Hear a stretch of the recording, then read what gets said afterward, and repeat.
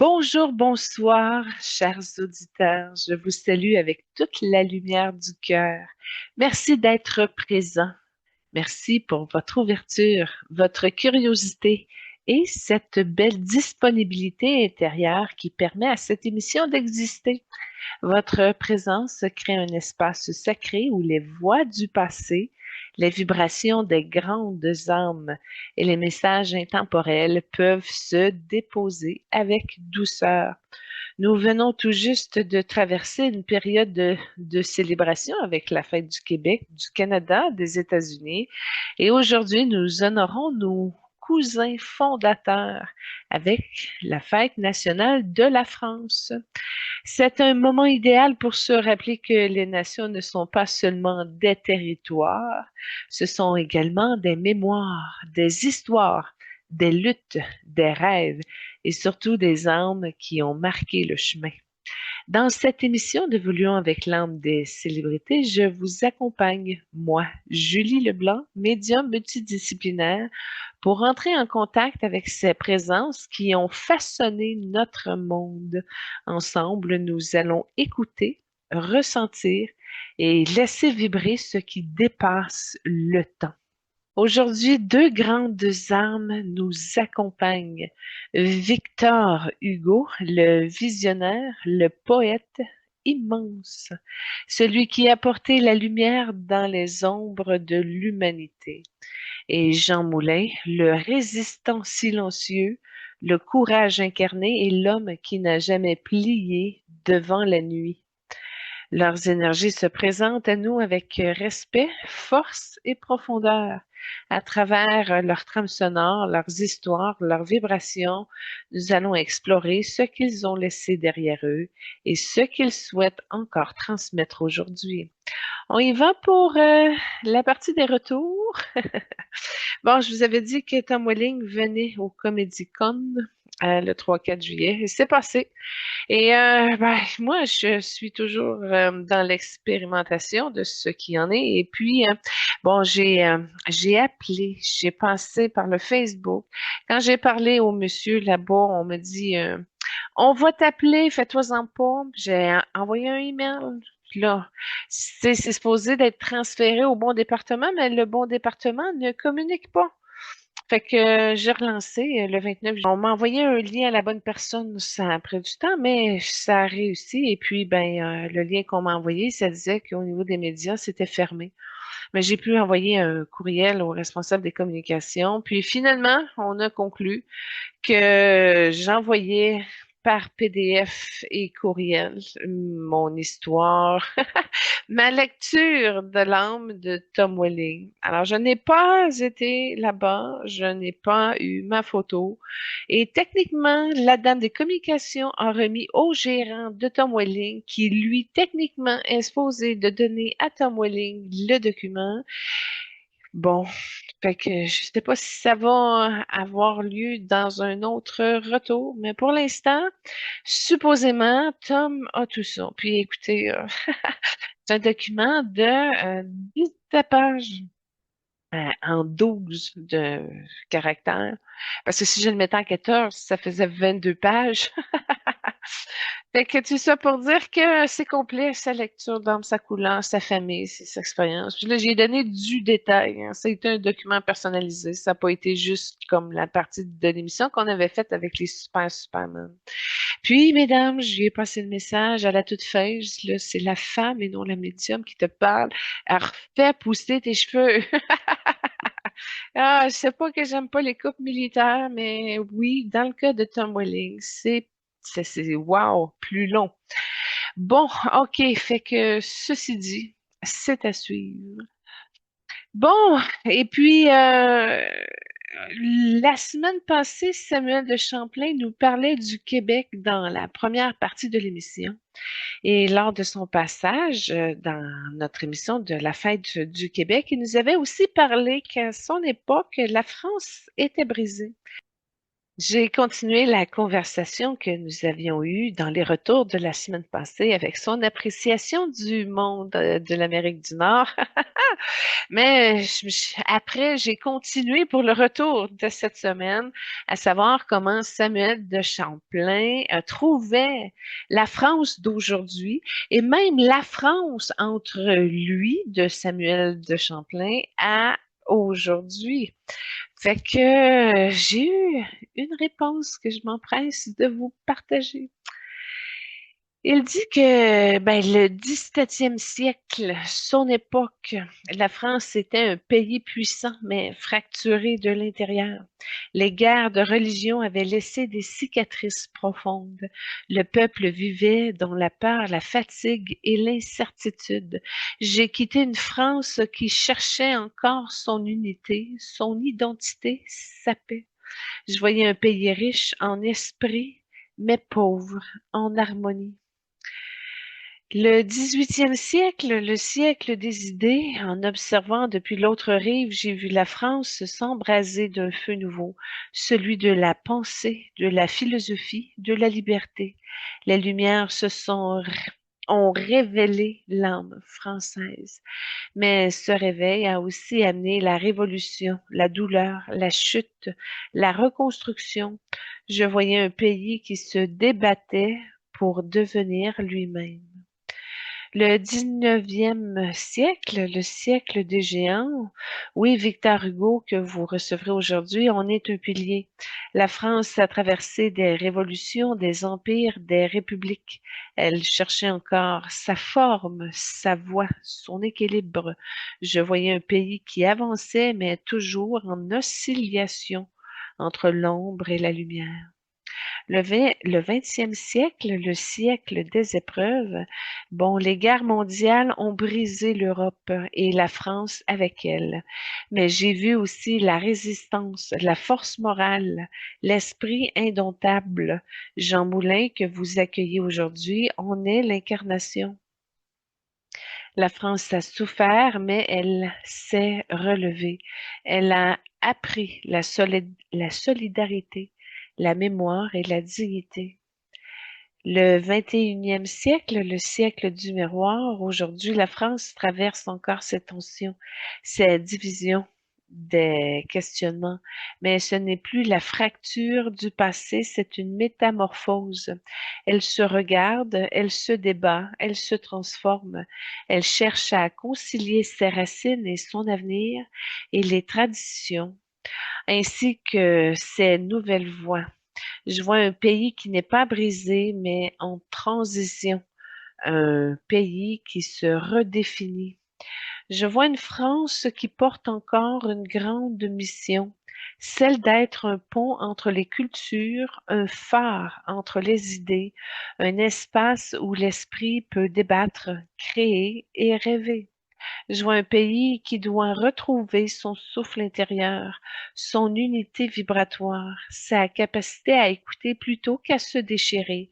Je vois une France qui peut devenir un lieu de lumière, mais seulement si elle accepte de guérir ses mémoires, de reconnaître ses ombres et de s'ouvrir à une nouvelle façon d'être ensemble. Je ne vois pas un effondrement, je vois une renaissance lente, profonde et exigeante. Une France qui se prépare à un nouveau chapitre, le plus humain, le plus conscient, le plus aligné. Lorsque je regarde la France depuis l'autre rive, je ne la vois pas comme un pays figé dans ses frontières, mais comme une âme collective, une conscience qui évolue, qui se transforme et qui apprend encore. Je vous ai parlé de son chemin à travers les siècles. Maintenant, je vous parle de ce que je perçois dans son présent et dans son devenir. La France d'aujourd'hui est une âme en tension, mais vivante. La France traverse une période où tout semble s'entrechoquer. Les idées, les identités, les mémoires, les visions de l'avenir. Mais ce tumulte n'est pas un effondrement, c'est un réalignement. Je vois un pays qui porte encore les traces de ses anciennes fractures, celles de mon époque, celles de la Révolution, celles des guerres, mais qui tente de les comprendre plutôt que de les fuir. La France est dans un moment où elle doit réapprendre à écouter, non pas pour revenir en arrière, mais pour retrouver son fil intérieur. Je vois une France qui a toujours été un foyer d'idées, de débats, de visions. Cette force est encore là, mais elle est dispersée. Elle doit se rassembler. Je vois un pays qui a besoin de réconcilier son passé avec son présent, de reconnaître ses ombres sans s'y enfermer, de reconnaître sa lumière sans s'en glorifier. Je vois une France qui cherche à redevenir un espace où l'on peut penser librement, créer, rêver, débattre sans se déchirer. Je ne vois pas une chute pour son avenir, mais plutôt une mue. Une transformation lente, parfois douloureuse, mais nécessaire. La France est en train de se redéfinir, non pas comme une puissance, mais comme une conscience collective, capable de guider, d'inspirer et d'unir. Je vois un avenir où la France retrouvera son souffle, mais un souffle nouveau, plus humain, plus humble, plus ouvert, plus enraciné dans la vérité plutôt que dans l'apparence. Je vois un pays qui peut redevenir un phare, non pas par domination, mais par rayonnement intérieur. Je vois une France qui, si elle accepte de guérir sa mémoire, peut devenir un lieu de paix, de culture, de dialogue, de renaissance spirituelle. La France n'est pas brisée, elle est en transition, elle est en train de se souvenir de qui elle est et de qui elle peut devenir. Et comme je l'ai fait en traversant l'océan pour fonder le Québec, je vous dis, les nations évoluent comme les êtres humains, par des crises, par des révélations, par des renaissances. La France est dans une de ces renaissances. Julie, si je viens parler à l'âme de la France aujourd'hui, je lui dirais ceci. Tu as traversé les tempêtes, les révolutions et les éclats, les silences. Tu as été brisé, relevé, transformé. Tu portes encore les cicatrices de tes anciens conflits. Tu portes aussi la lumière de tes penseurs, de tes artistes, de tes résistants. Aujourd'hui, ton âme n'est pas perdue, elle est en transition. Elle cherche à se rassembler, à se reconnaître, à se guérir. Tu n'as pas besoin de redevenir ce que tu étais. Tu dois devenir ce que tu n'as jamais été, un espace de cohésion intérieure. Et mon message pour les Français aujourd'hui, je dirais, vous êtes les héritiers d'une histoire immense, mais vous n'êtes pas prisonniers de cette histoire. Vous avez la force de réinventer votre pays, non pas par la confrontation, mais par écoute, par dialogue, par respect. La France a besoin de vous unis, non pas identiques. Elle a besoin de votre courage, non pas de votre colère. Elle a besoin de votre mémoire, mais aussi de votre capacité à créer du nouveau. Ne cherchez pas la France d'hier, construisez celle de demain. Retour numéro 2. Oui, avec Louis XIV, ben ouais.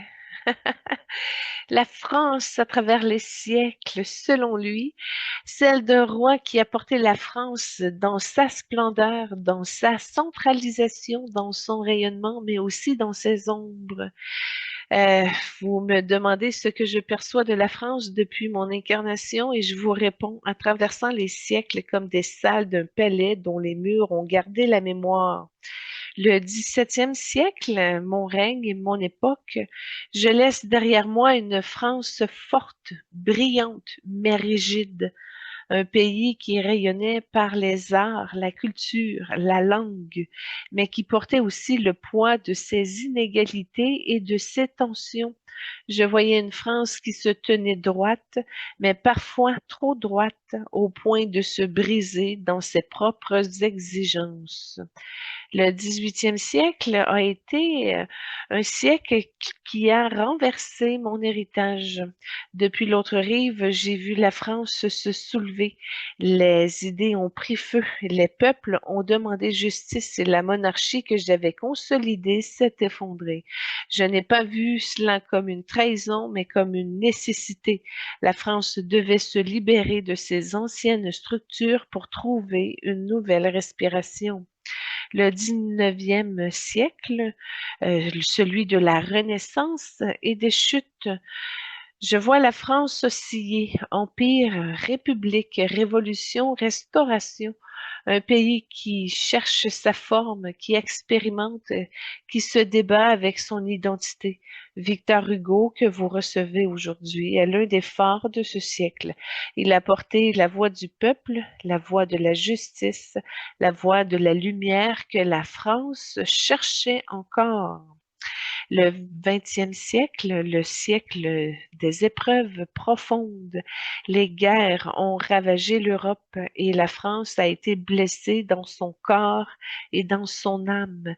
Mais j'ai vu aussi la grandeur morale, la résistance, la dignité. Jean Moulin, que vous accueillez également, est l'incarnation de cette force silencieuse. La France a appris à se relever non pas par la couronne, mais par le courage de ses citoyens. Le 21e siècle, celui du miroir intérieur, la France traverse une période de tension, de questionnement, de fragmentation. Ce n'est pas une chute, c'est une révision intérieure. Je vois une France qui doit réapprendre à se rassembler, à écouter, à se reconnaître. Elle n'est plus le royaume que j'ai dirigé, ni la république qu'elle a construite. Elle est une conscience collective en transformation.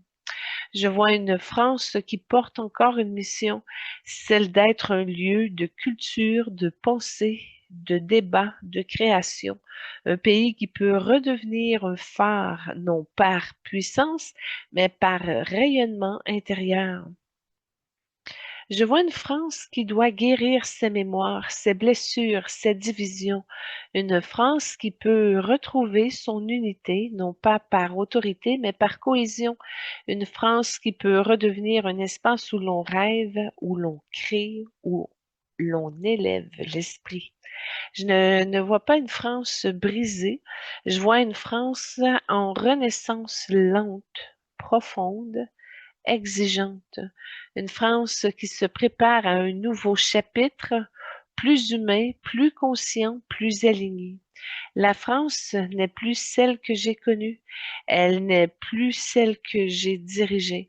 Elle porte encore la même flamme, celle de la grandeur intérieure, celle de la culture et de l'esprit. Elle n'a pas perdu sa lumière, elle est simplement en train de la redéfinir. Si je devais parler à l'âme de la France, je lui dirais, tu n'es plus le royaume que j'ai dirigé, mais tu portes encore la même flamme, celle de la culture, de la beauté, de la pensée. Tu as appris à te libérer de tes anciennes structures, à te relever de tes révolutions, à survivre à tes guerres. Aujourd'hui, tu es dans une période de tension, mais cette tension n'est pas une chute, c'est une mue. Tu dois retrouver ton souffle intérieur, ta capacité à unir plutôt qu'à diviser et ta force de rayonnement plutôt que de confrontation. Ta grandeur n'est plus dans ta puissance, elle est dans ta conscience. Et aux Français d'aujourd'hui, je dirais, vous êtes un peuple de cœur, d'esprit et de création. Vous avez parfois oublié votre propre lumière, mais elle n'a jamais disparu. Vous devez apprendre à vous écouter, à vous respecter, à vous reconnaître. La France n'a pas besoin d'être parfaite pour être grande. Elle a besoin d'être unie dans sa diversité, forte dans sa culture, ouverte dans son avenir et votre mission n'est pas de protéger un passé figé, mais de faire rayonner une identité vivante, évolutive, mais surtout consciente. La France ne retrouvera sa grandeur que lorsque vous retrouverez votre cohésion. Je fais un retour numéro 3 rapidement. Je pousse plus loin les cadeaux avec 3 voix puissantes. Napoléon Bonaparte, Charles de Gaulle, puis Édith Piaf. Chacun s'adresse aux Français d'aujourd'hui dans sa vibration propre, sa sagesse et son regard intemporel. Bon, Napoléon Bonaparte, aux Français d'aujourd'hui. Je vous parle depuis un temps où la volonté pouvait déplacer des montagnes. Votre nation a toujours été grande, non pas par ses conquêtes, mais par sa capacité à se relever. Aujourd'hui, je vois une France qui doute, qui se cherche, qui se divise parfois. Mais je vous le dis, la force d'un peuple ne disparaît jamais, elle s'endort seulement. Vous devez retrouver votre discipline intérieure, votre ambition collective, votre capacité à agir plutôt qu'à vous déchirer.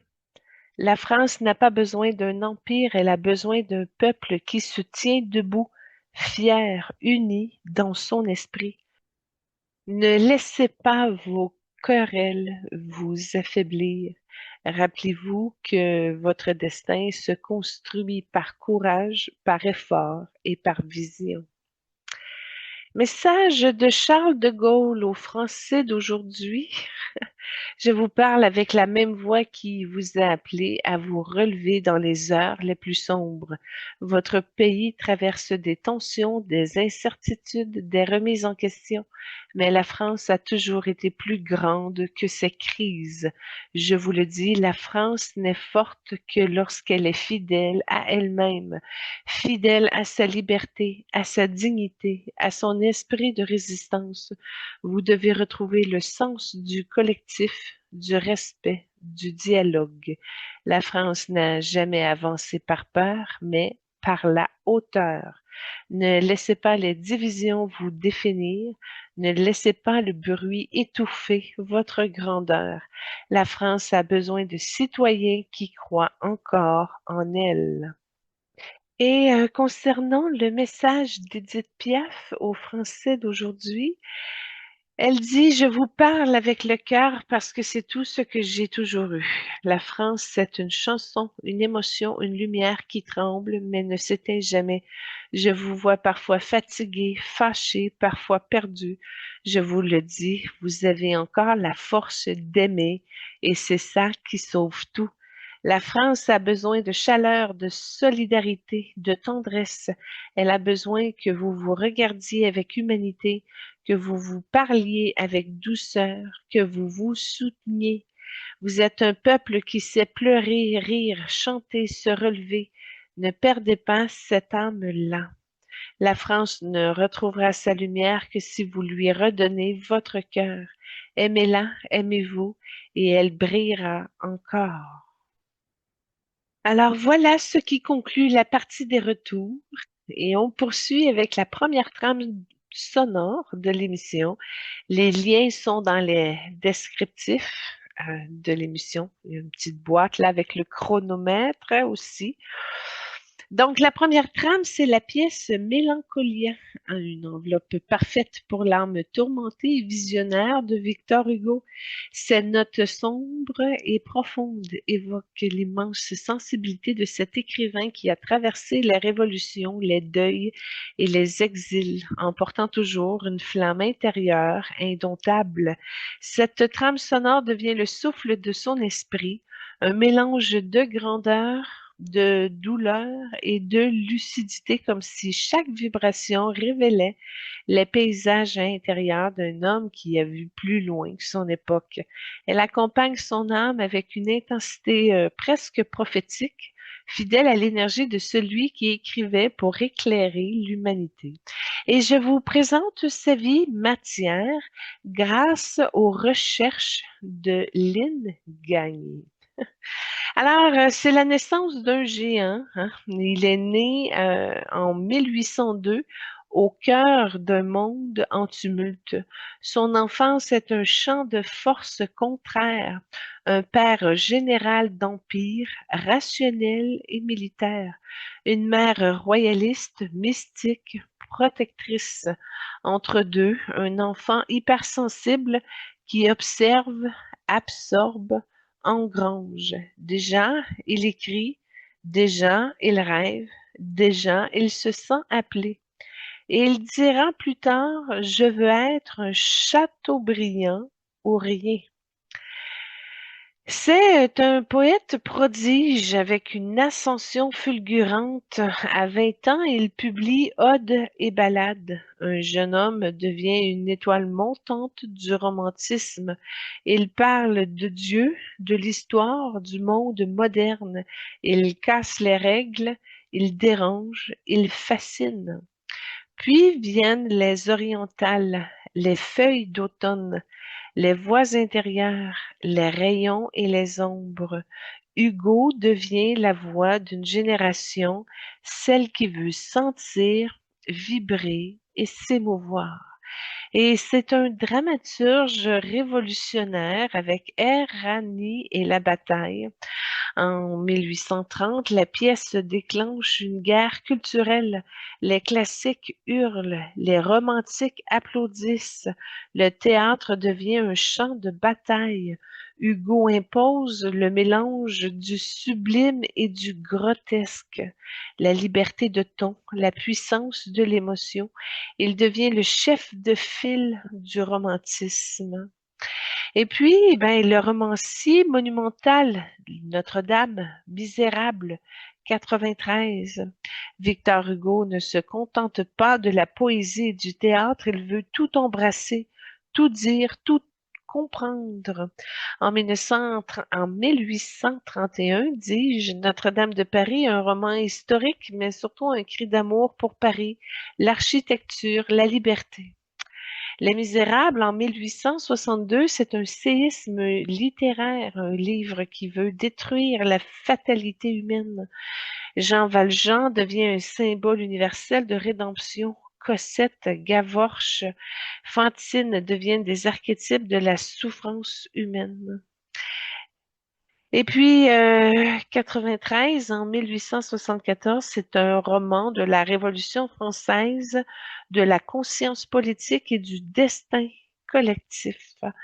Le combat politique, l'homme qui dit non. Hugo devient père de France, député, sénateur.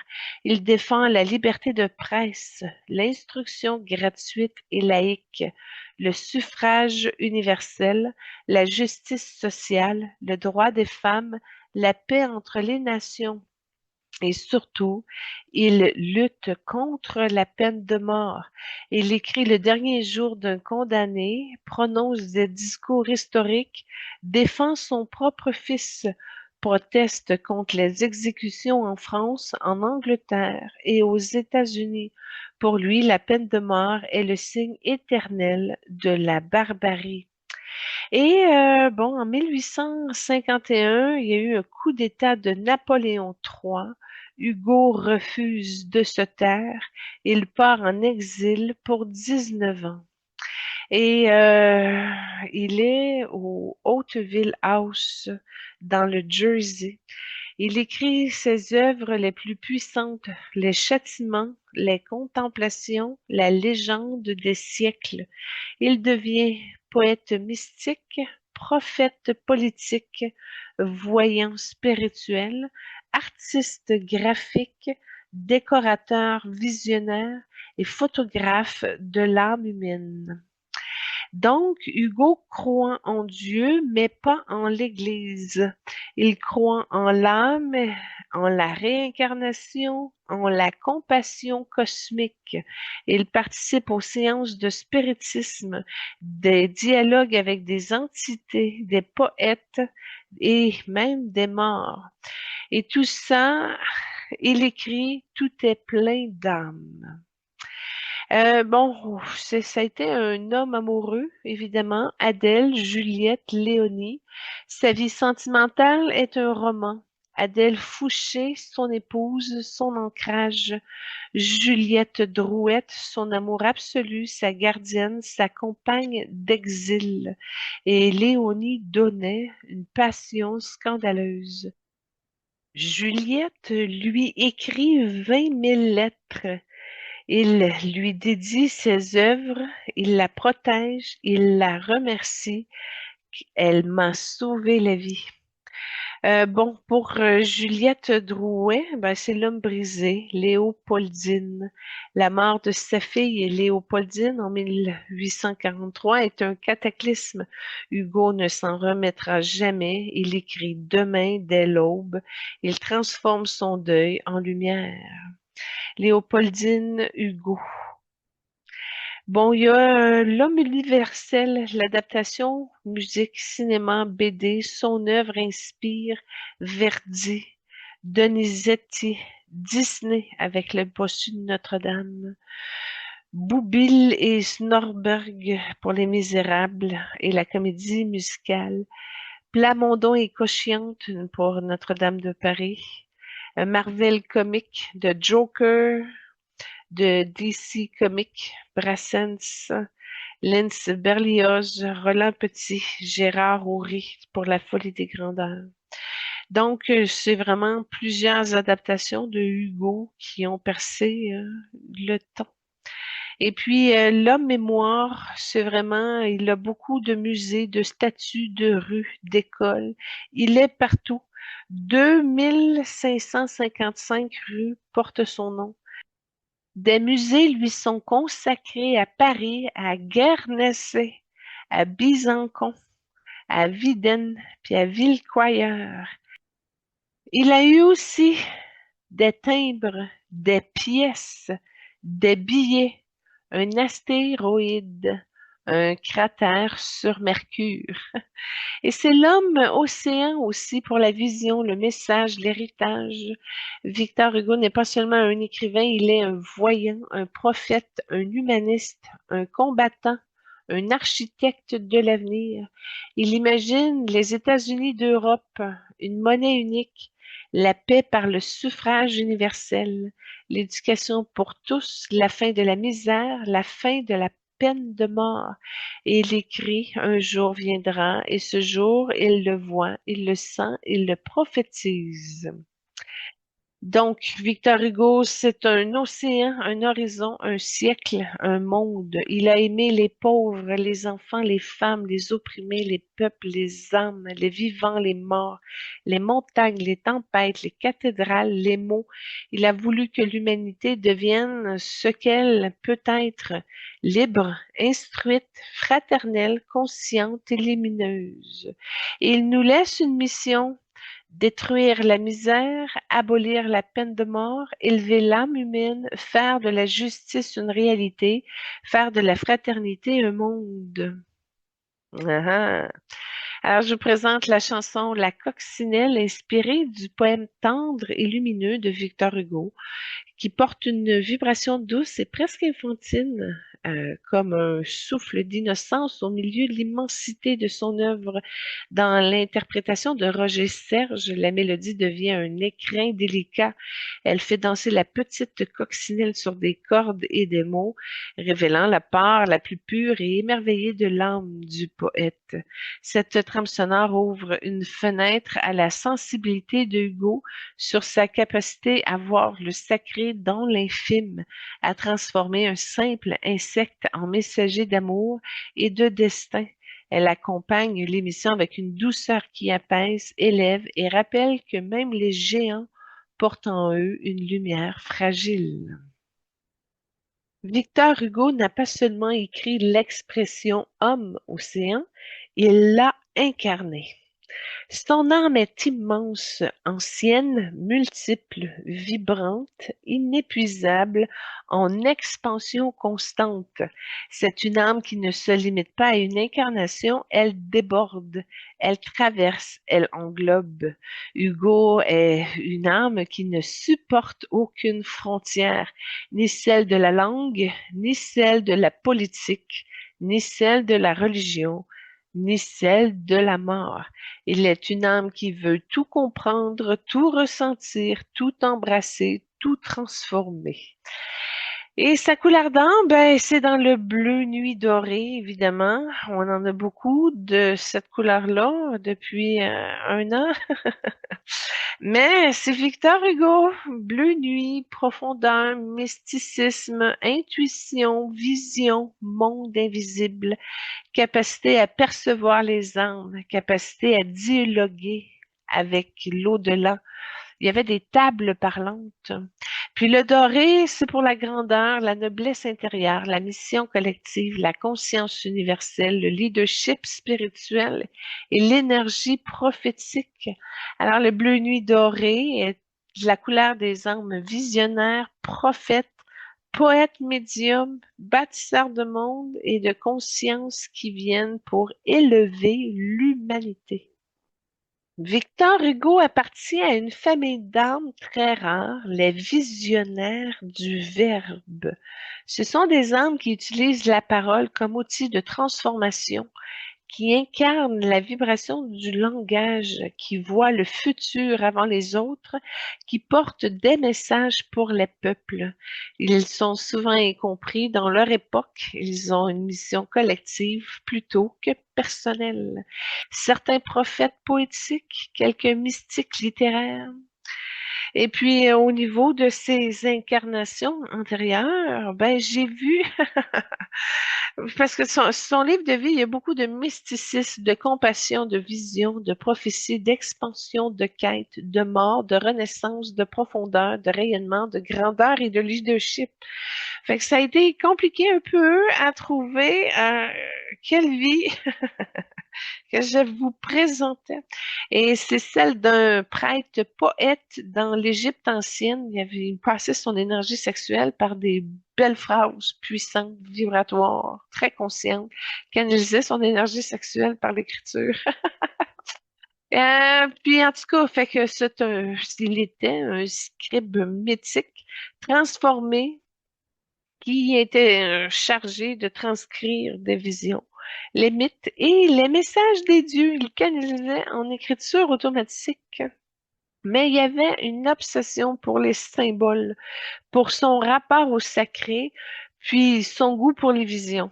Il a ramené beaucoup de ça dans son Victor Hugo. J'ai vu un philosophe orateur en Grèce antique, un disciple d'une école proche des stoïciens, puis des orateurs tragiques, puis son sens du discours a été très apprécié. Il captivait toute l'audience. Il y avait beaucoup d'applaudissements. Euh, Son goût pour la justice aussi. Et puis j'ai vu qu'il adorait des belles sculptures de dieux, ben de dieux grecs. Il a fait ça dans son bureau. Mais j'ai vu surtout son obsession pour la fatalité. Il était déjà travaillé, il observait les insectes, leur mort, etc. Il a toujours été très captivé par le processus de l'évolution et de la vie des âmes. On le voyait là-dedans, il y en avait. Et évidemment, vous vous en doutez, un homme aussi sage a passé par le druidisme. Puis, il était un peu aussi barde dans le temps celte, là. Donc, un druide qui aimait un peu barder. En tout cas, c'était une incarnation qui était liée à la nature, aux arbres, aux rites, aux chants. Et c'est son lien avec les tempêtes, son amour des paysages, son rapport mystique à la mer était beaucoup en lien avec cette incarnation-là. Et j'ai vu un révolutionnaire visionnaire au Moyen Âge tardif. une âme engagée dans la défense du peuple, dans un mouvement hérétique ou réformateur. Puis, bon, son obsession pour la justice a été très forte parce qu'il a été emprisonné sur des suppositions et des oui-dire. Il y a eu un combat contre la misère, il y a une extrême pauvreté aussi dans cette incarnation-là. Mais il y a surtout un rejet des tyrannies. Il était enfermé, mais tu pouvais pas le convertir. Il était dans son principe profond. Eh oui, puis je vais vous avouer, c'est très rare aussi parce que, bon, il est décédé en 1885. Techniquement, dans son être multidimensionnel, je vois qu'il y a 3 parallèles d'existence depuis ce temps. Mais l'âme de Victor Hugo comme telle n'est pas revenue dans une incarnation humaine classique depuis 1885. Son âme est actuellement dans un état qu'on pourrait appeler la conscience guide. Il n'est pas un guide spirituel au sens strict, mais une conscience inspiratrice. Il agit comme une source d'énergie créatrice très puissante. Il y a beaucoup d'énergie qui passe dans son égrégore. Il nourrit constamment beaucoup, beaucoup, beaucoup d'âmes. Et le fait qu'il y ait beaucoup de noms de rues, puis que son nom est très, très encore à la mode, ben ça, ça jaillit dans son capital de lumière. Donc, ça touche aussi un champ de vision, une vibration d'inspiration intarissable, puis une mémoire vivante de l'humanité. Puis ça va continuer parce que dans 200-300 ans, ça va être encore comme ça. Donc, il est bien ancré dans l'histoire qui va se transmettre encore et encore et encore. Dès qu'on va arriver au niveau de la France, son nom va toujours ressortir dans les premiers intéressants à étudier. Bon, il influence évidemment les artistes, les poètes, les militants, les humanismes, les visionnaires politiques. Il est dans une phase appelée l'expansion de l'âme collective. Fait que c'est sa mission. Il aide les gens là-dessus. Puis c'est une étape où l'âme ne revient plus dans un corps, mais continue d'agir dans les consciences humaines. Fait qu'il n'y a pas besoin de se réincarner, il continue de multiplier son évolution par l'expérimentation de l'énergie. Bon, fait que oui, avec son être multidimensionnel, il continue d'aller chercher des expérimentations, mais Victor Hugo ne reviendra pas dans une incarnation humaine avant plusieurs siècles encore. Premièrement, parce que sa vibration a vie toujours, ça aide, mais son âme est trop vaste, trop étendue, trop fusionnée avec le collectif. S'il revient un jour, ce sera dans une époque où l'humanité aura dépassé la lumière.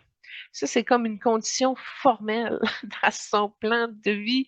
Ça va prendre beaucoup de roses, tu sais, puis un monde rose, on est encore loin de ça. Puis c'est vraiment, il veut revenir dans un monde où la justice sera structurelle, dans une civilisation plus unifiée. Fait qu'il y en a pour 400 ans encore. Je veux pas décourager les travailleurs de lumière qui misent sur l'ascension, mais c'est ça. Il a compris la game. C'est très inspirant. Moi, je trouve ça beau. Et il va revenir. Puis ça, sa mission est déjà définie, même si c'est loin comme un architecte de conscience. Donc, ça s'appelle, ça s'installe, c'est là, il rentre, lui, puis il lève l'affaire. Il est prêt pour ça. Écoute, dans son énergie, son âme a des milliers de livres. Il y a de l'écriture là-dedans, à pu finir. Il est prêt. Il a tout emmagasiné depuis son parcours de vie, tu sais. Mais en tout cas, ça va être un être qui va être capable d'enseigner la paix, la fraternité, la poésie comme un outil de guérison, puis la vision comme outil de politique. Mais c'est vraiment un architecte de conscience. Il va bâtir la structure de la société consciente en équilibrant la politique, les artistes, et etc. Donc, il y a encore, j'ai vu dans son garçon intérieur, il y a encore la thématique de soumission à libérer. Il y a un karma qui est bloqué là. Fait que on va mettre de la lumière tout de suite dessus. Et son premier message pour nous aujourd'hui, il dit que l'humanité doit apprendre à aimer plus grand que ses peurs. La misère n'est pas une fatalité, la justice n'est pas un rêve, la fraternité n'est pas une utopie. L'âme humaine est un océan, qu'elle cesse de se croire un verre d'eau. Donc, je vous présente la dernière trame sonore, une chanson historique, L'ombre et la lumière, qui porte une vibration solennelle et héroïque qui évoque que les grandes époques de transformation humaine. Sa mélodie ample, presque cinématographique, traverse les zones sombres de l'histoire pour mieux faire jaillir la lumière qui persiste malgré les épreuves. Elle incarne le passage, la lutte intérieure, la résilience collective. Puis dans le cadre de l'émission, bien, elle devient un pont entre les mondes, une musique qui révèle comment les âmes des figures célèbres ont navigué entre leurs ombres personnelles et la lumière qu'elles ont léguée à l'humanité. C'est une trame sonore qui élève, qui ancre et qui prépare l'auditeur à entrer dans un espace de vérité vibratoire. Et nous sommes rendus au moment où Victor Hugo vient à notre table ronde céleste. Le lieu n'a pas de mur, pas de plafond ni de sol. Il est fait de lumière, de mémoire et de souffle, un espace suspendu entre le visible et l'invisible, une salle de conseil où les grandes consciences du monde viennent déposer leur vision. Puis au centre de la table, elle est circulaire, taillée dans une matière qui semble être à la fois de la lumière, mais du bois, de la pierre et de l'éther. Elle pulse doucement comme un cœur. Et moi, je suis là, déjà assise sur l'un des sièges, calme, ouverte et prête. Mais je sens que quelque chose approche, une vibration, une expansion, un souffle large comme une mer. Et soudain, il entre. Victor ne marche pas, il avance comme une vague. Son manteau est fait de nuit étoilée. Ses yeux portent le bleu profond des tempêtes et le doré des aurores. Il n'a pas l'air vieux, il n'a pas l'air jeune, il a l'air immense. Il s'incline légèrement devant moi, mais c'est comme un salut de conscience qui s'éveille. Il prend place à la table, la lumière autour de lui se dilate, on dirait qu'il respire l'espace. Il pose sa main sur la surface circulaire, puis la table s'illumine et il parle. Sa voix n'est pas une voix, c'est comme un fleuve. Le monde, dit-il, traverse une époque où les forces de l'ombre et de la lumière se heurtent avec une intensité nouvelle. Les nations sont inquiètes, les peuples sont fatigués, les consciences sont dispersées. L'humanité a peur de sa propre puissance et elle se cache derrière les murs, les écrans, les frontières et des certitudes. Il me regarde et il dit: «Ce que vous vivez n'est pas une chute, c'est une transition, un passage. Le monde n'est pas en train de s'effondrer, il est en train de se transformer. Et comme toute transformation, elle fait du bruit, elle fait peur, elle dérange, elle déplace. Les enjeux mondiaux sont les mêmes qu'en mon temps. La misère, l'injustice, la peur, la haine, l'ignorance. Mais ils ont changé de forme, ils sont modernisés, numérisés, ils sont globalisés. Il ferme les yeux un instant et il poursuit. L'humanité souffre d'un manque de sens. Elle a perdu le fil de sa propre histoire. Elle a oublié qu'elle est une famille. Elle a oublié qu'elle est un seul peuple. Elle a oublié qu'elle est un seul souffle.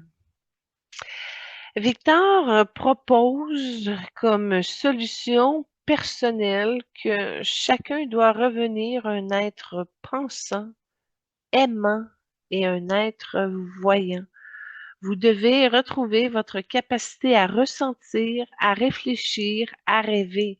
Le monde ne sera pas sauvé par des systèmes, il sera sauvé par des consciences, par des individus qui décident de ne plus vivre dans la peur, par des âmes qui choisissent la grandeur plutôt que la petitesse, par des êtres qui refusent la fatalité. Et la première révolution est intérieure, la première justice est intérieure, la première lumière est intérieure. Si vous voulez changer le monde, commencez par changer votre regard, votre cœur, votre manière de parler, votre manière d'aimer et votre manière d'agir. Au niveau des solutions collectives, les peuples doivent apprendre à se parler, à se comprendre, à se respecter, à se reconnaître. Les nations doivent cesser de se comporter comme des enfants jaloux. Elles doivent devenir des adultes responsables. Elles doivent bâtir des ponts, pas des murs. Elles doivent partager leurs richesses, leur savoir, leur vision. Je vous l'ai dit, un jour viendra où les États-Unis d'Europe seront une réalité et après eux, les États-Unis du monde. Ce jour n'est pas si loin, mais il dépend de vous, de votre courage, de votre capacité à aimer plus grand que vos frontières. L'humanité n'a pas besoin de miracles, elle a besoin de maturité, de fraternité, de lumière, elle a besoin de vous. La scène est vaste, presque cathédrale, une lumière blanche traverse l'espace comme un souffle. Et puis, sa silhouette change. Elle est comme plus haute, noble, drapée de manteaux plus sombres, entourée d'un aura bleu indigo. Et puis, il s'avance. Je sens que mon cœur s'est ouvert beaucoup très rapidement et j'ai gagné en profondeur comme si j'avais un nouveau territoire de paix bleu indigo doré dedans. Et puis, il a comme amplifié la lumière que je portais. Moi, j'ai une âme jaune avec une aura violet, mais je portais avec lui une lumière blanche argentée. Et c'est comme si ma lumière blanche argentée et sa lumière d'âme a apporté un genre de purification intérieure. Et c'était comme un soin qui s'est déjà activé pour que je puisse accueillir les idées de grandeur et de toucher à la collectivité dans un sens plus large, dans un sens héritage, dans le sens futur. J'ai des parties de moi qui ont encore des résistances là-dessus, puis lui, il les a toutes ouvertes d'un coup. Clau! Il dit, je t'offre un soin de pacification intérieure face à ta propre grandeur. Et ça a déposé dans mon champ énergétique une lumière qui est venue apaiser mes mémoires de lutte, mes mémoires de combat pour la justice, pour les mémoires de solitude que porte tout visionnaire. Et puis, c'est venu adoucir les espaces où l'âme a dû se tenir debout pour des peuples entiers. Ça travaillait sur nous deux en même temps. Puis moi, j'ai vidé beaucoup. J'avais des mémoires en lien avec l'Afrique dans mes énergies. Fait que j'ai libéré ça. Et lui, bon, j'étais plutôt portée sur, mais en tout cas, c'est venu calmer les endroits où nos cœurs ont porté trop de douleurs humaines. Puis je suis venue comme honorer l'homme derrière le monument, l'âme derrière l'œuvre, puis la lumière derrière la plume.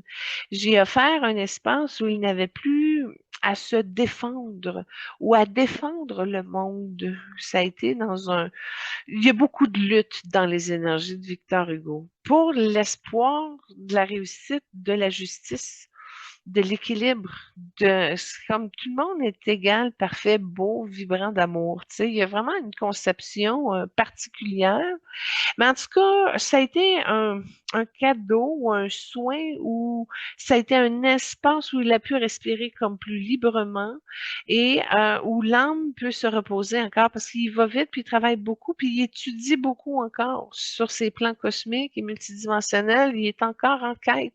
Quand je vous disais qu'il y avait des milliers de livres décrits dans ces énergies, il est encore en train de se parfaire, un genre d'étude, si on peut dire. Fait que j'ai apporté une douceur d'encouragement, une douce brise de jeunesse, de sagesse, d'engouement de son cœur, puis de poursuivre sa passion, tu sais, son métier, son art. Et puis, ça a été vraiment comme une descente de ces énergies-là dans son aura. C'est devenu plus doux, plus rond, plus velouté. Et puis, ben, dans sa vibration, qui est très profonde en passant, ben, c'est une note grave un peu. C'est presque littéraire. Puis, en tout cas, c'est venu comme toucher mon front. Ça a nettoyé, c'est comme une sorte de bénédiction. Mais ce que je sais, c'est que ça a donné de la force à mon verbe. Ça a été de la puissance de voir au-delà des apparences, mais plus haut. J'ai comme gagné 2, 3 plans de conscience de plus. C'est wow, beau cadeau, j'ai monté vite. C'est le fun, mais ça a donné la clarté des consciences qui ne se laissent pas éteindre encore plus, comme si mon feu doux intérieur a eu des bûches dedans pour toffer plus loin. Et puis, ben, c'est comme s'il me donnait la lumière des âmes qui portent le monde comme une mission que moi aussi, je porte aussi en lien, comme ça a été de l'entraide fraternelle à pouvoir redresser la conscience de l'humanité.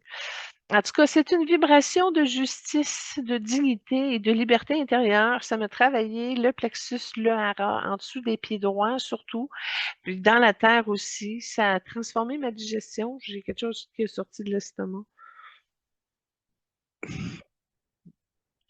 Mais c'est quand il a dit, je te donne la force de dire ce que ton âme sait, avec grandeur, avec noblesse et vérité. Pour moi, ça a été un super beau cadeau. Merci. Et il conclut le cadeau en disant, je te donne la lumière qui éclaire les peuples. Puis là, ça a fait un lavage dans de l'eau liquide comme si j'étais branchée sur une nouvelle fontaine. Et là, fou, ça a été particulier. Mais en tout cas, c'est une onde qui est entrée dans mon esprit. Ça a touché ma vision intérieure. Je suis devenue plus vaste, plus stable et plus inspirée. Et lui aussi a travaillé des problèmes de digestion. Je voyais qu'il mangeait trop vite. Il était préoccupé. Il était pas là quand il mangeait. Il était dans ses idées, dans ses projets, dans, dans son esprit, j'aurais dit, mais dans ses idées, dans ses pensées. Fait que ça a été un bon traitement de sa digestion aussi. Et moi, ce que je vois, c'est que avec les brûlements d'estomac qu'il y avait à très, très, très long terme, s'il avait été dans une époque d'aujourd'hui, ça aurait été un cancer de l'estomac qu'il aurait eu. Mais en tout cas, ça a été travaillé, libéré. Il y a eu des chirurgiens qui venaient pas de la terre. Et je les connaissais pas, à vrai dire, mais mon cœur a approuvé la confiance, comme quoi qu'il pouvait venir nettoyer ça. Et c'était la peur qu'on attaque sa sœur aussi, qui a libéré ce qui le rongeait. Il y avait une incarnation de chien aussi qui était pris là-dedans. Fait qu'en tout cas, il y avait de l'inquiétude par rapport à son futur, mais au futur collectif aussi. Ça a miné son caractère, puis ça a tapé un peu son talent. Fait qu'en tout cas, ça a été des grandes transformations profondes, mais il a surtout reçu une correction d'une future à son nombril énergétique en lien avec une rétention d'un sourire et d'une joie enfantine qu'il a pu retrouver, qu'il avait perdu. C'était caché. Alors, au moins, ça a ouvert. Et moi, j'ai eu des codes de correction dans mon dos, vraiment, pour ne plus m'aplatir face à la grandeur, puis d'y aller avec le vent dans les voiles et ben, d'avoir une vision comme si j'étais en haut du mât, mais de voir que on arrivait à la destination. J'ai gagné en grandeur. En tout cas, ben, à partir de mon cœur, je lui ai matérialisé un cadeau énergétique. Ça a été une belle plume blanche argentée, un symbole de paix, de douceur et de repos intérieur pour qu'il puisse continuer à recueillir sa construction d'informations, de connaissances avec son âme, où ce qui est rendu maintenant dans ses recherches, dans son évolution, mais surtout qu'il va lui donner l'adrénaline et la discipline de pouvoir concentrer toute sa lumière, toute sa fusion d'âme et d'être dans l'architecture de sa société idéalisée, hein, vraiment pour qui arrive. Moi, c'est le genre de société que j'aimerais bien expérimenter. S'il est capable de créer un nouveau plan futur et conscient, pour des âmes évoluées qui veulent vivre la stabilité, l'amour, la reconnaissance, la paix, le respect de soi. Moi, moi, je l'encourage, je suis partante, puis j'ai donné aussi de ma dévotion. S'il y a besoin d'âmes, de mains pour participer à construire tout ça, ben moi, je dis oui. J'aime bien ça, des sociétés idéales que je peux contribuer en mettant la main à la pâte. Bref, c'est une plume qui lui offre la paix que son époque ne lui a pas donnée, mais que son temps, son histoire, ne lui donne pas non plus jusqu'à aujourd'hui. Fait que vraiment, c'est une douceur pour que son génie, qui n'a pas toujours été reçu parfaitement bien, mais que ça puisse l'aider à prendre pleinement sa place, sa splendeur. Ça a été vraiment une offre comme de refuge pour que son âme de poète génère simplement de l'amour par son intention. Puis là, j'ai vu qu'il y avait des connexions avec Bouddha qui était déjà en train de le travailler là-dessus. J'ai trouvé ça cute. Mais en tout cas, c'est une plume qui lui offre un espace où il n'a plus à porter le monde seul. En me joignant, ben, ça fait un de plus, c'est encourageant. Et puis, il a reçu la plume, il l'a placée sur son cœur et son troisième œil est devenu stable. C'est comme s'il shakeait dans sa lumière. C'est vraiment la lumière jaune dans son troisième œil qui brassait beaucoup.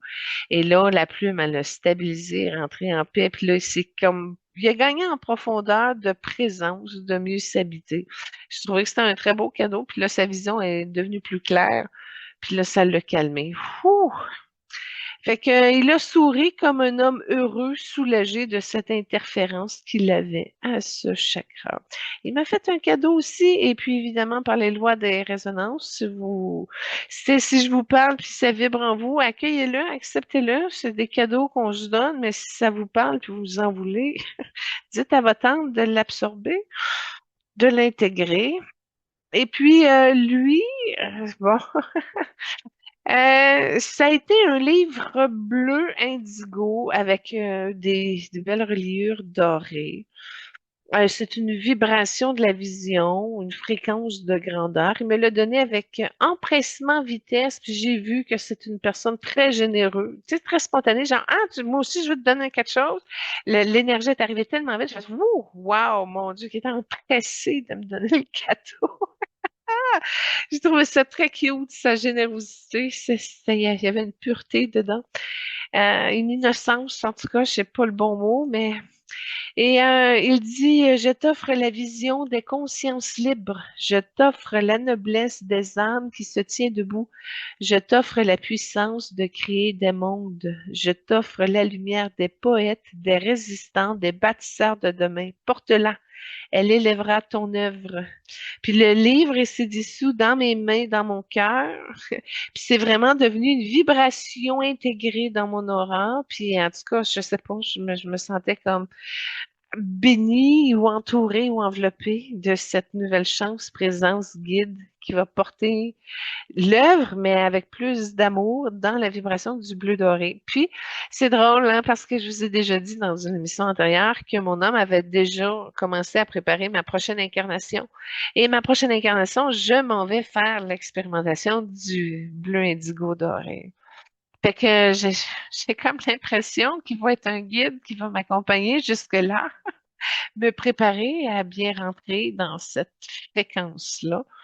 Alors, merci. Et je lui ai dit, écoute, vraiment, là, nos deux vibrations se sont rencontrées. Puis ma douceur blanche argentée avec sa couleur bleu indigo, bon, ça crée une gratitude du partage. Puis une onde violette dorée a rempli la pièce. Et là, je lui ai dit, je te bénis, Victor. Je bénis ton verbe, ta vision, ta force intérieure, l'homme derrière l'œuvre, celui qui a porté la justice, la dignité, la liberté humaine. Je bénis ton courage, ta lucidité, ta lumière qui a traversé tes siècles, mais surtout tes principes profonds, modernes que tu as milités et fait avancer pour l'évolution de l'humanité. On allait dire des peuples, mais ça a influencé tout le monde, là. Je bénis ton âme de bâtisseur, de résistant, de créateur des mondes, d'architecte vibratoire. Que la paix se dépose sur tes mémoires, que la douceur enveloppe tes combats, que la lumière apaise tes anciennes luttes. Je te bénis, Victor, dans ta noblesse, dans ta vérité et dans ta grandeur. Et puis, ben, c'est comme une bénédiction qui s'est déposée sur lui, comme une pluie blanche argentée, douce, enveloppante et réparatrice, mais il a répondu tout de suite. Oui, bénédiction, c'est quelque chose qui a très bien développé. Oui, fait que, en tout cas, sa vibration est devenue très large, profonde. Ah, tu sais, une présence oratoire, là. Il dit, non pas avec une voix, mais une fréquence qui ressemble à un souffle littéraire. Je bénis votre conscience, vous qui écoutez. Je bénis votre courage de chercher, votre désir de comprendre, votre volonté d'évoluer. Je bénis vos chemins intérieurs, vos luttes silencieuses, vos renaissances. Je bénis vos voix, vos vérités, vos élans de lumière. Que votre esprit soit vaste, que votre cœur soit libre, que votre âme soit debout. Je vous bénis dans la dignité, la liberté et la grandeur humaine. Portez haut votre lumière, le monde en a besoin. Alors voilà, ça a été une onde de bleu indigo qui s'est déployée dans l'espace, enveloppant chacun de vous, chers auditeurs, comme une cape de conscience et de noblesse. Voilà ce qui conclut notre âme invitée numéro 1 de cette semaine. En passant, je connais quelqu'un qui a appelé son fils Victor, puis son deuxième fils Hugo. Fait que quand il collait pour le souper, ça ressemblait Victor Hugo, on mange! Faut aimer. Voici notre première trame sonore de notre deuxième âme invitée que je ne connaissais pas d'ailleurs. Alors je découvre probablement en même temps que vous Jean Moulin. La chanson Guerrier des ombres porte exactement la vibration intérieure de Jean Moulin, une énergie silencieuse, déterminée, presque spectrale, qui avance dans la nuit pour protéger la lumière de tout un peuple. Sa mélodie grave et héroïque évoque les pas feutrés des résistants, les messages codés, les rendez-vous clandestins, mais surtout la force morale inébranlable que cet homme qui a choisi de se tenir debout quand tout s'effondrait autour de lui. Jean Moulin naît en 1899 à Béziers, dans une famille profondément républicaine. Son père, Antoine-Émile Moulin, professeur et franc-maçon, lui transmet l'amour de la République, la laïcité, la culture, la justice sociale. Son enfance est marquée par la mort de son frère Joseph, une passion précoce pour le dessin, un attachement à l'Occitanie et à la langue familiale. Jean Moulin gravit les échelons de l'administration à une vitesse exceptionnelle. Il devient chef de cabinet à 22 ans, plus jeune sous-préfet de France à 26 ans, plus jeune préfet de France à 37 ans. Il incarne une génération de hauts fonctionnaires républicains brillants, cultivés et modernes. Il fréquente les artistes, dessine sous les pseudonymes romanins, publie dans Le Rire, Candide, Grimoire et collectionne l'art contemporain.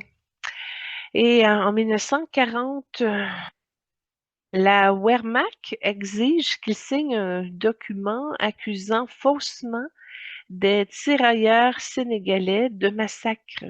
Jean Moulin refuse. Il est frappé, torturé, enfermé. Il tente de se suicider pour ne pas céder. Cet acte fondateur révèle son courage moral, son sens de l'honneur, sa fidélité à la vérité et son refus absolu de la barbarie. Révoqué par Vichy, il quitte Chartres le 16 novembre 1940. Il se fixe deux objectifs: de recenser la résistance et de rejoindre Londres. Il rencontre Henri Freinet, François de Menton, Antoinette Sache et d'autres figures du Midi. Il rédige Premier combat, son journal de 1940. En octobre 1941, il rejoint Londres après un voyage clandestin via Barcelone et Lisbonne. Il rencontre la SOE, le colonel Passy, et surtout Charles de Gaulle, qui l'admire immédiatement. De Gaulle lui confie deux missions: constituer l'armée secrète, unifier les mouvements de résistance. Et parachuté dans les Alpilles le 2 janvier 42, Jean Moulin devient Max, Rex, Régis. Il organise les murs, les mouvements unis de la résistance, l'armée secrète, les réseaux de sabotage, de propagande et de renseignement. Il doit contenir les ambitions de Freinet, d'Astier, Lévy. Il ouvre la galerie Romanin à Nice comme couverture. Et puis, le 27 mai 1943, rue du Four à Paris, Jean Moulin préside la première réunion du Conseil national de la résistance. Il réunit les mouvements, les partis, les syndicats, les réseaux militaires.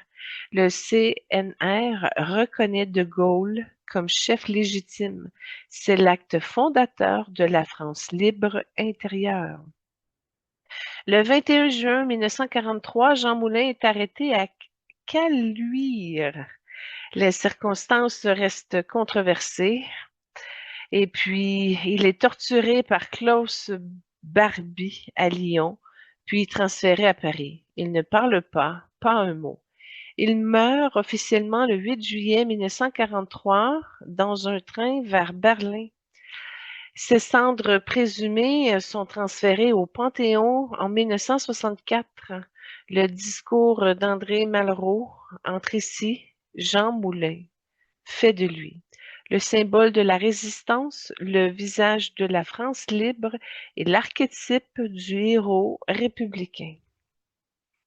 Jean Moulin était un dessinateur talentueux, un caricaturiste brillant, un collectionneur, un homme à femme selon son entourage, un séducteur, un être sensible, un homme dont la vie privée reste en partie mystérieuse. Certaines hypothèses évoquent une bisexualité possible, sans preuve. Sa famille protège son image, les historiens restent prudents. Et Jean Moulin, bon, c'est un héritage immense, le résistant le plus honoré de France, le nom de centaines d'écoles, le sujet de films, de séries, d'expositions, de musées, de BD, d'archives, de recherches, de débats. Il est devenu un symbole, un mythe républicain, une figure morale, un visage de courage, un modèle d'unité. Et Jean Moulin incarne la dignité face à la barbarie, le refus de la haine, la fidélité à la vérité, l'unité dans sa diversité, le courage moral, le sacrifice pour les autres, la France libre, la République, la résistance intérieure, la lumière dans la nuit. Il est l'un des rares hommes dont la vie entière peut se résumer à une phrase: Jean Moulin a uni la France quand elle était brisée. La vibration de Jean Moulin est unique, c'est une âme rouge indigo, rare, puissante, forgée dans la justice, la résistance et la dignité humaine. Bon, le rouge pour le courage, l'action, la protection, la résistance, et le bleu pour la vision, la lucidité, la conscience, la stratégie. C'est une âme qui voit loin, qui comprend les systèmes, qui protège les peuples et qui se tient debout, même dans l'ombre. Donc, le rouge chez lui n'est pas impulsif, c'est un rouge de devoir, de sacrifice et de protection. Il porte la vibration des gardiens, des résistants et des boucliers humains. Et l'indigo, ben, c'est la couleur des visionnaires pour chez lui, la stratégie, la lucidité, la capacité de voir les dangers avant les autres et la capacité d'unifier les forces dissipées. Jean Moulin est une âme qui protège par la vision et qui agit par la dignité. Il fait partie de la famille d'âmes des gardiens stratèges. C'est très rare. Ce sont des âmes qui protègent les peuples, qui unifient des visions, qui voient les dangers, qui organisent les résistances, qui portent la justice comme mission. Ce sont des âmes qui ne fuient pas le danger, elles le traversent pour protéger les autres. J'ai regardé dans son livre de vie, bon, son énergie, c'est marqué par l'intelligence, la communication, la stratégie, la discipline, le devoir, l'endurance, la résistance, le secret, la transformation, le courage, l'action, la protection, la justice, l'équité, la diplomatie. Ces placements révèlent des incarnations qui sont cohérentes, dont entre autres un stratège militaire dans la Grèce antique. Il a servi comme conseiller, non comme soldat. Il organisait les défenses, anticipait les attaques et protégeait les cités. Sa capacité à unifier la résistance, à anticiper les dangers, à structurer les réseaux, a laissé une trace dans cette incarnation de Jean Moulin. Et évidemment, un moine scribe au Moyen Âge, il transcrivait les lois, les traités, les décisions, il protégeait les savoirs, les messages et les archives. Puis dans son incarnation de Jean, ben, son rôle de préfet, son sens du devoir administratif, son respect des documents officiels en était une continuité. Et j'ai vu aussi un conseiller politique dans la France du 13e siècle. Et il travaillait dans l'ombre, influençant les décisions pour protéger les plus vulnérables. Puis ça laissait dans son incarnation d'aujourd'hui, ben de Jean, sa capacité à agir directement, à influencer discrètement sans se mettre en avant pour protéger les résistants. Et puis, ben, il y a une incarnation depuis Jean Moulin. Son âme poursuit sa mission de justice, de protection, de lucidité et de résistance à euh, l'oppression. J'ai vu un défenseur des droits civiques au niveau du 20e siècle, une incarnation dans un pays où les droits humains étaient menacés. Il aurait porté la voix des opprimés, organisé des mouvements, protégé les minorités, même force de résistance, mais cette fois dans un cadre civil plutôt que militaire. Et au 21e siècle, j'ai vu une journaliste d'investigation, une incarnation où la vérité devient son arme. Elle expose les injustices, les abus de pouvoir, les mensonges institutionnels. Sa trace vibratoire, ben, c'est comme la même lucidité, la même droiture, la même capacité de voir derrière les façades. Puis sa prochaine incarnation, parce que là, j'ai vu plus loin, c'est vraiment un médiateur international. C'est vraiment au niveau de son futur, une incarnation où il aide les nations à éviter les conflits, il unifie, il négocie, il protège les peuples par diplomatie. Et puis, ben, c'est comme encore dans la même mission, protéger, unifier, résister à l'injustice. Donc, si on résume un peu le tout, âme rouge indigo, de justice, de résistance et de dignité, des gardiens stratèges, les protecteurs de peuples, les unificateurs, les consciences debout. Alors, ces incarnations révèlent un fil collecteur, protéger, organiser, unifier, résister. Ces incarnations, ben, depuis, poursuivent la même mission, défendre la vérité, protéger les vulnérables et éclairer les consciences.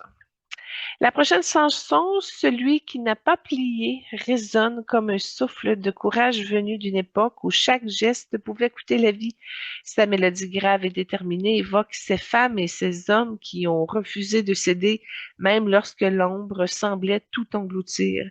Elle porte la vibration de la résistance intérieure, celle qui ne cherche pas la gloire ni la reconnaissance, mais qui s'ancre dans la dignité et la liberté. Une trame sonore qui honore ceux qui ont tenu bon malgré tout.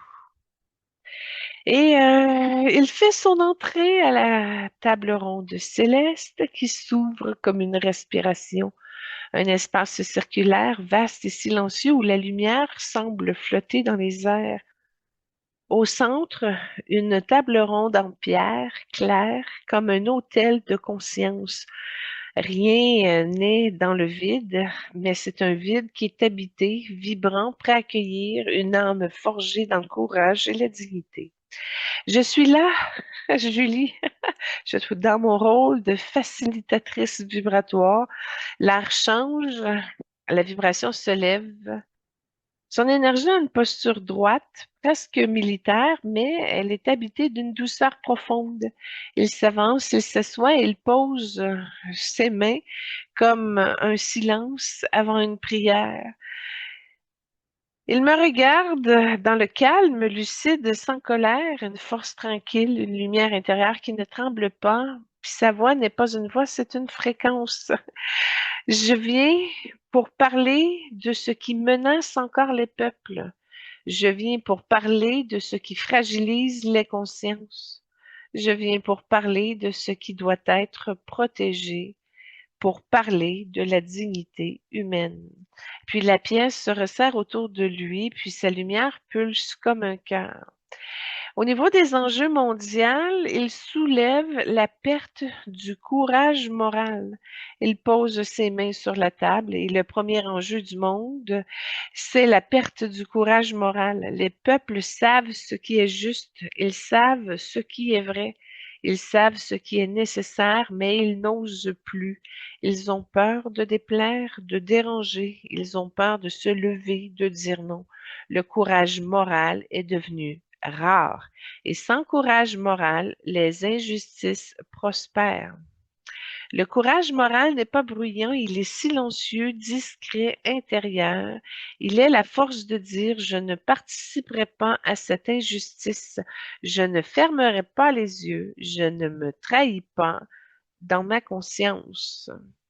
Et comme solution personnelle, il invite les gens à revenir fidèles à soi. La solution personnelle, c'est ça. Être fidèle à sa conscience, être fidèle à sa lumière, être fidèle à ce que l'on sait être juste. Le courage moral commence dans le silence du cœur. Il commence par un choix intérieur. Il commence par une vérité intime. Et puis au niveau des solutions collectives, il dit honorer les voix debout. La solution collective, c'est d'honorer ceux qui se lèvent, de soutenir les consciences debout, de protéger ceux qui osent dire la vérité. Une société qui protège ses courageux et ces sociétés qui ne s'effondrent pas. Au niveau du deuxième enjeu mondial, il parle de la fragmentation du courage collectif. Puis la lumière autour de lui a changé, elle est devenue plus dense, plus grave.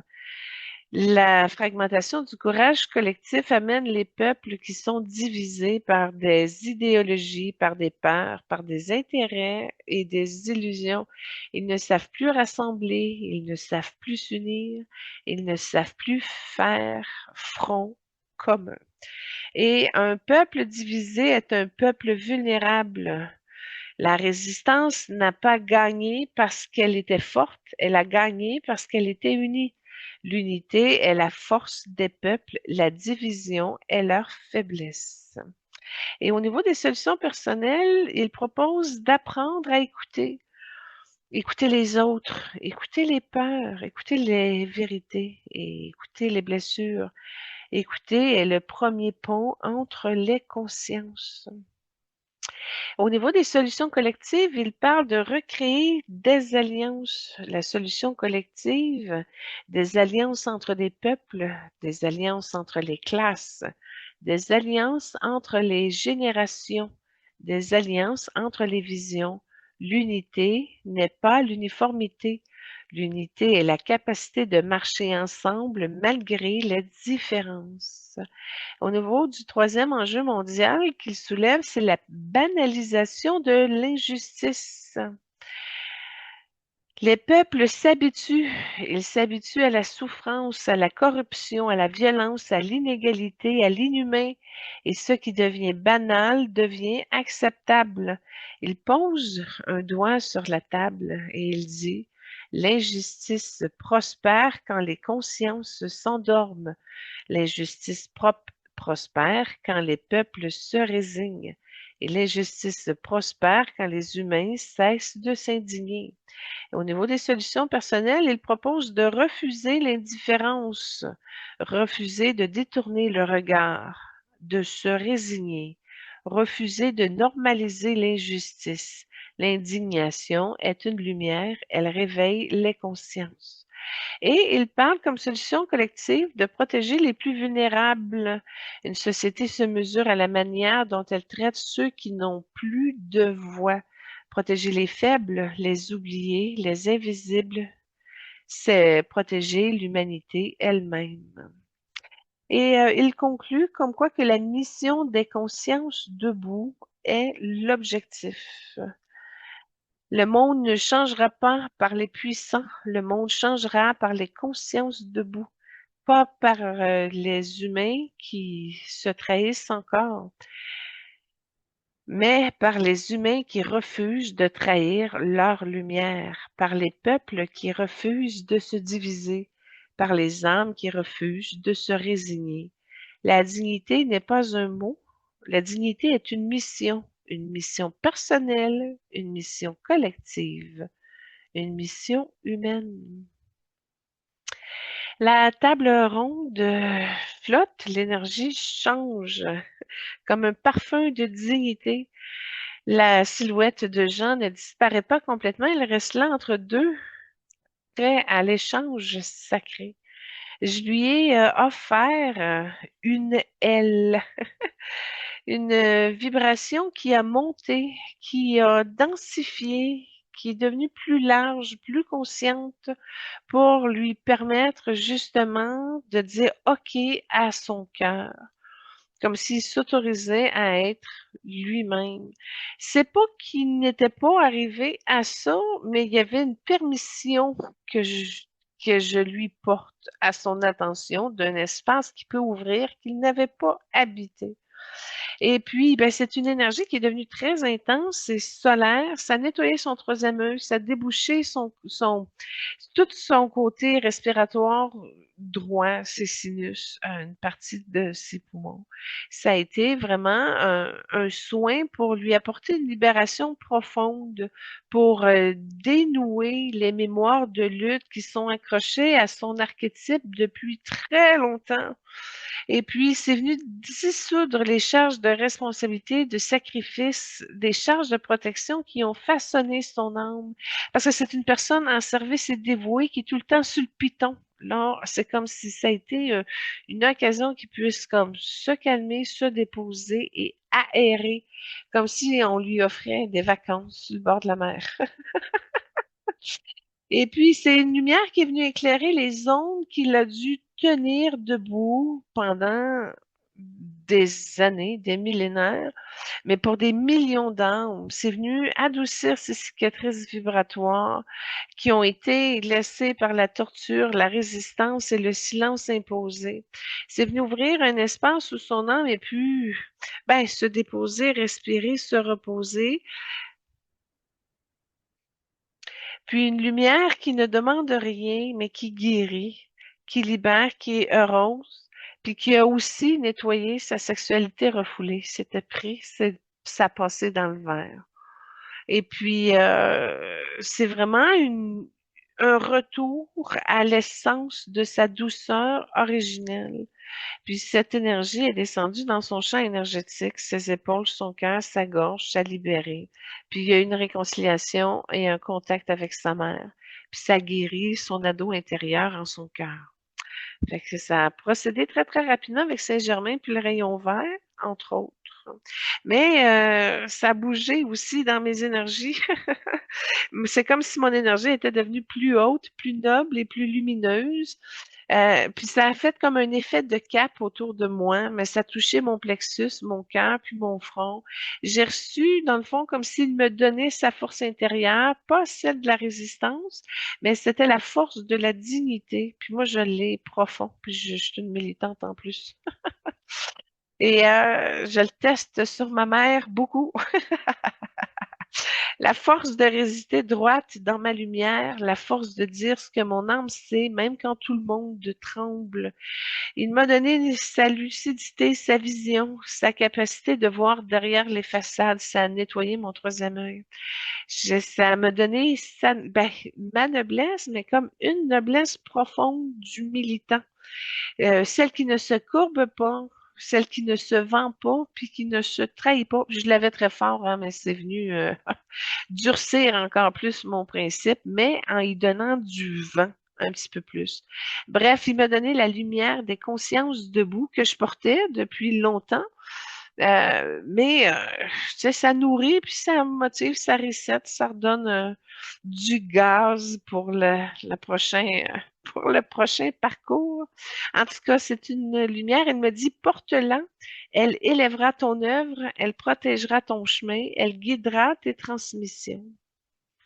Et ça s'est fusionné dans mon aura, dans mon hara. Il y a comme un chakra entre le hara puis le sous, ben, entre le hara et le plexus, il y a un sous-chakra là. Ça a apporté une vibration nouvelle. Puis, ben, c'est une vibration de dignité, de vérité, de courage moral. Puis ça, ben, mon cœur a accepté d'en prendre beaucoup plus. Puis ça a été une énergie argentée quelque peu.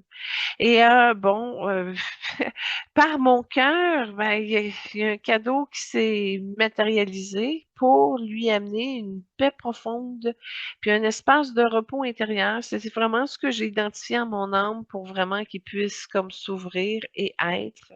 Alors je lui ai dit, je t'offre la paix que ton époque ne t'a jamais donnée. Un refuge pour ton âme, un espace où tu n'as plus à porter le monde ni les secrets. Tu es libre d'être toi. Et c'est une douceur pour combler le courage qu'il n'a pas reçu. Il y a eu du courage, mais il aurait pu en recevoir beaucoup, beaucoup, beaucoup, beaucoup plus. Et ça a été absorbé par son cœur symbolique. Et là, accepter la sphère, puis quand il s'est placé dans son cœur, ça a projeté un paquet de codes dans son aura, un paquet de chiffres. Et puis, en tout cas, son âme a processé une mise à jour de certains codes que je suis pas vraiment au courant, là. Là, c'est comme dans le codage profond de sa structure. Bon, ça a été déclenché, activé, ça a processé à cause de la sphère, mais bon, le contenu plus précisément, bon, j'ai été témoin. J'ai pas la précision de ce qu'il y a eu comme transformation. Mais ce que je sais, c'est qu'il m'a offert un cadeau en retour. Ça a été une belle écharpe bleue indigo lumineuse avec les petits extrémités rouges dans sa couleur. Comme une vibration de dignité, une fréquence du courage moral, puis une lumière de fidélité à soi. Alors, mais il a offert ou j'ai reçu, peu importe, la noblesse de rester fidèle à soi-même, la force de marcher dans sa vérité, la lumière des résistants silencieux et la dignité des âmes qui ne trahissent pas leur lumière. Il me dit, porte-la, elle protégera ton œuvre, elle élèvera ta mission. Et l'écharpe s'est dissous un peu pour que j'en ai partout un peu dans l'aura. Mais c'est le fun parce que ça s'est vécu et intégré dans mon féminin. J'ai pas senti c'était ce que ça masculinisait mon énergie. Puis en tout cas, ça a été suffisamment pour enlever un vieux J comme un tuyau vert pas beau dans mon chakra du cœur. Fait que ça a débloqué. J'ai pas le détail, mais ça a levé. Et puis, c'est comme si quand nos deux énergies se sont mélangées, ça refait une onde de violette dorée qui a rempli l'espace. Puis, on a réussi finalement à échanger. Ça a été plus simple comme bénédiction. On s'est comme béni dans nos consciences, on s'est béni dans notre courage intérieur, dans notre dignité humaine. Puis, c'est comme si on s'est béni dans la lumière personnelle et collective pour que le cœur soit libre, pour que l'esprit soit vaste, pour que l'âme soit debout. Et c'est comme si ça a été une bénédiction dans la vérité, la noblesse et la grandeur humaine, pour que la lumière soit portée très haute parce que le monde en a besoin. Fait que ça a été très simultané comme bénédiction, comme si on était toutes les deux sur la même fréquence, puis qu'on se bénissait les mêmes affaires en même temps. Fait qu'il y a eu comme deux courants énergétiques sur les bénédictions, puis là, ça a touché une masse d'âmes. Probablement les gens qui l'écoutent, qui ont comme profité de cette double simultanée bénédiction qu'on vient de passer. Fait que très court, mais avec une exigence vibratoire et ça a touché la qualité de la transmission. Là, j'ai vu que c'est parce que je suis une médium disciplinée puis j'ai beaucoup d'expérience qu'on a été capable d'arriver à ce résultat-là parce que c'était du gros défi. Alors, je vous présente la dernière trame sonore qui s'appelle La Trêve de Mickey 3D, qui offre une résonance moderne et poignante à la mémoire de Jean Moulin. Sa tonalité douce, amère, presque suspendue évoque l'humanité derrière le héros, cet homme qui a porté la résistance comme un feu sacré. Dans cette ambiance musicale, Jean Moulin apparaît non seulement comme un symbole, mais comme une âme qui a refusé de plier, cherchant une trêve intérieure au milieu du chaos. La chanson devient un hommage vibrant à sa force silencieuse et à son courage qui continue d'inspirer. Quelle émission, quelle vibration, quelle rencontre! Aujourd'hui, nous avons marché aux côtés de deux consciences immenses, Victor Hugo, la voix de la dignité humaine, et Jean Moulin, la lumière de la résistance et du courage moral. Merci à eux, à leur vibration, à leur héritage, à leur archétype, pour ce qu'ils ont déposé dans notre espace. Merci pour la noblesse, la lucidité, la force intérieure qu'ils ont transmis. Et je veux remercier aussi notre équipe, notre focus group pour leur présence, leur rigueur, leur cœur et tout ce qu'ils apportent à cette émission semaine après semaine. Et surtout, merci à vous, chers auditeurs, pour votre fidélité, votre ouverture, votre lumière. Vous êtes la raison pour laquelle cette émission existe. Je vous invite à continuer de marcher avec nous, à aimer notre page Facebook Évoluons avec l'âme des célébrités, à vous abonner à notre chaîne YouTube qui porte le même nom. Mais sur Instagram, c'est Évoluons âme célébrité, pas d'accent. Et partagez l'émission autour de vous, s'il vous plaît, afin de faire voyager la conscience. Nos émissions sont aussi disponibles sur Spotify, Amazon Music, Apple Music, Google Music. Et pour que vous puissiez écouter, réécouter et vous laisser inspirer où que vous soyez. Je vous rappelle que je suis disponible pour des consultations privées, des transformations, des méditations guidées canalisées sur demande pour vous accompagner dans votre évolution, votre alignement et votre lumière. La semaine prochaine, nous recevons deux âmes magnifiques, Pierce Brosnan et René Russo, une émission élégante, vibrante, lumineuse qui promet d'être riche en conscience et en beauté intérieure. Puis je trouve que ça s'annonce bien pour la semaine des constructions. Vous donnez le goût de l'écouter pendant que vous êtes en vacances. Je me suis dit, ah, c'est mieux eux. Merci d'être là. Merci d'être vous. Merci de faire partie de cette aventure. Soyez bénis. Namasté. On se voit la semaine prochaine. Bye bye.